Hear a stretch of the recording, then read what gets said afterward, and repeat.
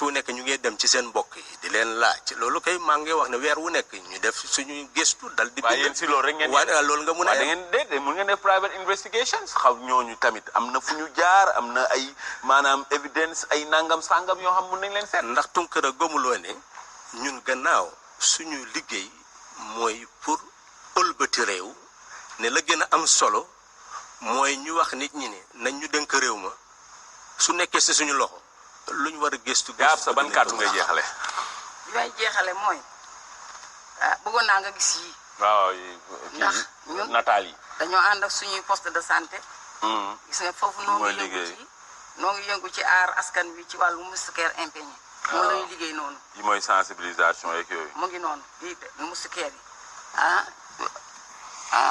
wàllu njongu mi ngi noonu. njongu waa ngi. kii itam mooy wane loolu ma doon wax léegi ne état bi dugal na loxoom ci biir mutuelle de santé yi. kii président Macky Sall moo leen jox. moo doon joxe noonu moo ko. li chèque gu 50 millions la ku ko jox. waaw yàlla def na loolu joxe woon waxoon nañ ko bu yàgg waaye ba tey nag egseegul ci mutuelle yi. chèque bi. waaw ba tey chèque baa ngi nii ñu bind ko 50 millions. waaw waaye noonu daal la demee woon. You're listening to Regal FM, 3 minutes past midnight, London City. Now we enter into the 13th day of December. Outgoing President Jammeh is still. We're going to close down this program. We'll catch you up tomorrow, inshallah. May God willing. God willing. Yes, tomorrow, inshallah. The president of the Gambia. Tomorrow, he is still commander-in-chief of the armed forces of the Gambia. He still can tell soldiers, go here, go there, do this and do that, in response to whatever they deem to be their security concerns. Soldiers, like civilian personnel, are obliged to serve the state that pays them. We are not going to find violence. Adum Bali Amarla. Hello, Mbali Amarla. Mbali Amarla. Mbali Amarla.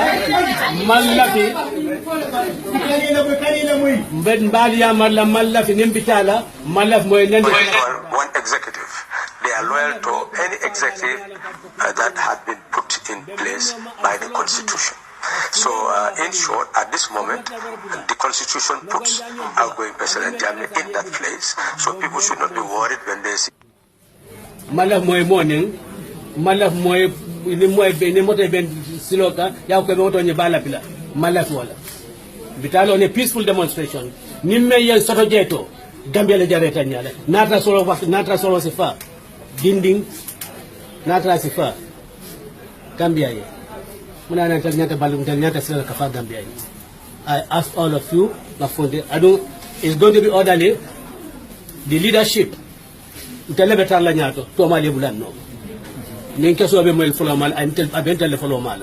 malafi atel mal malan kam koma malaf momo etranyado albetran koma ngod yamaro dia. What is important is his declaration. After saying, yes, I agree with the results as the verdict of the people and verdict of God, he came back and said, well, I will not accept the results. I reject it, and it is invalid, and then we are going to have fresh elections. What President-elect Barrow had told the population, and what I will also tell the population, is that he has no mandate. He has no right, legal right, to denounce the elections because his lack of understanding of the law. We're going to leave you here until tomorrow. Constitutional mandate to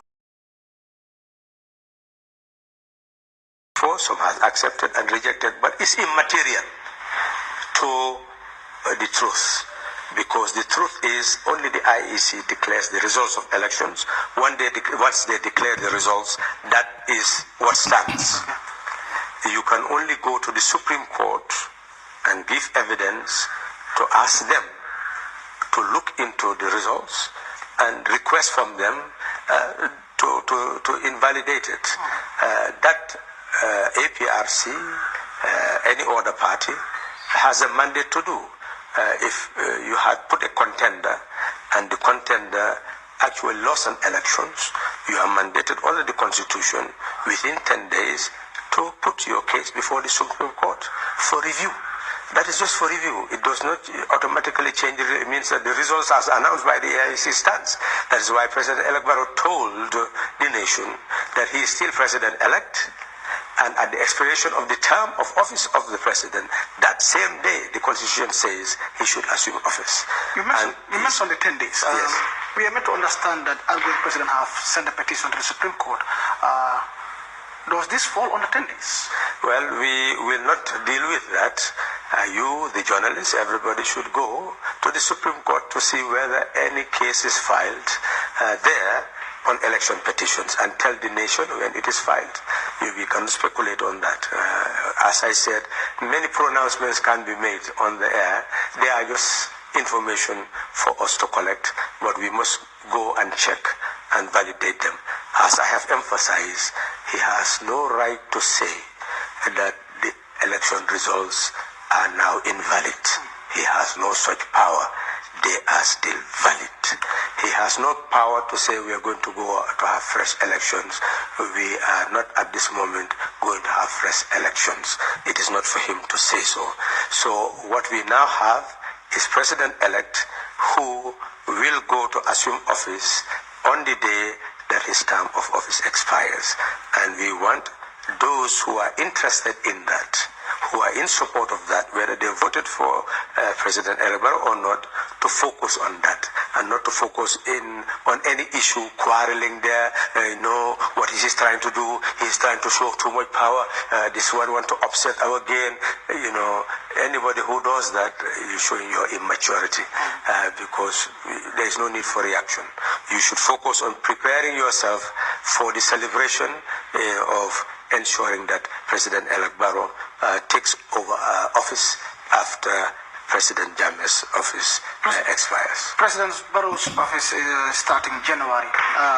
What will happen if the outgoing president said some questions still need to be answered before I leave office? Well, that's left for him to say. What we can say is that the Constitution says his term of office expires in 5 years, and that's in January. And it also says that when it expires, the term of office of the incoming president starts. So on that day, if he insists on staying in power, it will be an unconstitutional government. And he will be declared a rebel government.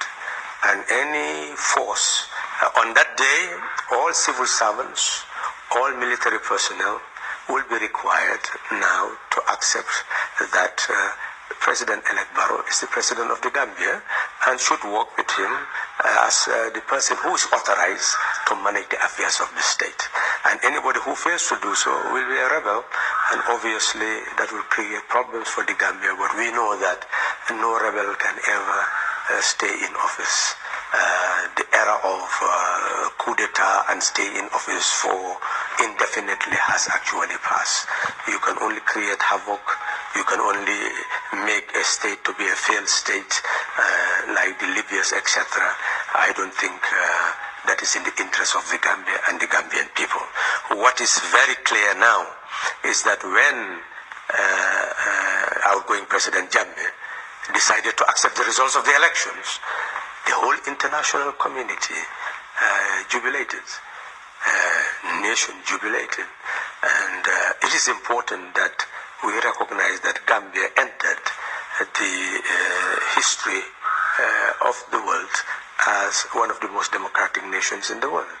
And since we are starting that way, that should have continued. An assumption of office will take place. And it means that then Gambians will be more capable of scrutinizing, criticizing, and restraining the Barrow administration. They will be able to demand from its ministers to come to the radio. If they say that anything is wrong, to point it out right there, and they will have to answer. It means that Gambians will now take charge of the Gambia. It means that the radio and television will be open to divergent views and dissenting opinion. So every stage in history is the beginning of a new phase that will enable you to build a better civilization, a better society. I hope outgoing President Jammeh will not allow conflict to deprive Gambia of the historical advantage that we have gained. Many people are saying that the CDS is loyal to the incoming government. Do you have the backing of the CDS, who is a very important man in this case? Well, I think it is important for Gambians to understand the Constitution. The Constitution again says that President Jammeh must serve a term of 5 years. That will expire in January. He is the Commander-in-Chief of the Armed Forces of the Gambia. So all members of the armed forces at this moment will be under his command, and they are loyal to the state. When he declared that he accepts the results, that is in good faith. It means that you have a transitional government. So a transitional government will be congratulated by the international community, congratulated by the outgoing government. What we expected, in fact, is that the Speaker of the National Assembly, the ministers, the Chief Justice, the high commands in the army, in the police, in the NIA, in the drug squad, all will say, yes, we are expecting an incoming administration, and when you are there, we'll work comfortably with you. That helps to declare good faith and help the transition to be smooth.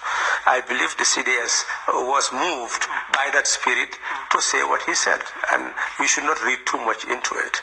But what is important is to bear in mind that when Barrow comes into office, anybody who failed to accept his presidency would be an outlaw, and obviously he'll be treated like a rebel. Okay. In 5 minutes, you tell us when your government comes to office, what's the number one priority for the Gambians? Well, when the president-elect's government come to office, for me, I'm a spokesperson as part of a coalition. Essentially, it is already agreed that priority will be given to the economy, and priority will be given to human rights. That in terms of the economy, it must be balanced. If you look at now, the economy in terms of revenue and expenditure, we have fiscal indiscipline, in the sense that the nation is living on debt. You know that the domestic debt is 25.1 billion, the latest information we had. And the external debt is more. You look at the debts of the country now, combined together, is more than 106.78% of GDP. So that is a crisis situation for that. Now, the incoming government must balance revenue and expenditure. First, it must do so through fiscal discipline. It must make sure that you increase revenue, reduce expenditure. For example, in 2014, 115 million on national celebrations, 150 million, 16 to 65 million. Those are the things you take out from the expenditure. So essentially also, with this goodwill, a lot of investments are likely to come into the country, generating more tax revenue, generating more revenue, and therefore, rather than a negative contraction of the economy, you'll have the stimulation of the economy, you'll have more resources for education, etc. You'll have more capacity to generate employment, you'll have more capacity to help the farmers with seed, fertilizer, and other incentives. So that is one objective, because you cannot take off a society and make a society poorer. The objective is to make it better and more prosperous, and whoever comes tomorrow can build on that. Second thing is to release all prisoners, detention without trial, due processes, all that must go. The radio, television must open up, other media houses, non-government must be free to generate an income built into the productive base of the economy. They will be open up to divergent views and dissenting opinion. So we'll have a more open society. On a final message, you tell us whether you'll have a word of advice to the coalition supporters, especially the incoming government, if you will have a word of advice. I've always said it. President Barrow has always said it. The whole coalition maintained it, that this is a coalition to have a third republic that will be founded on genuine democracy, because it would have been brought about by the consent of the people through the ballot box. So when you have that start, you do not exclude anybody. It means that everybody is part of that new Gambia. One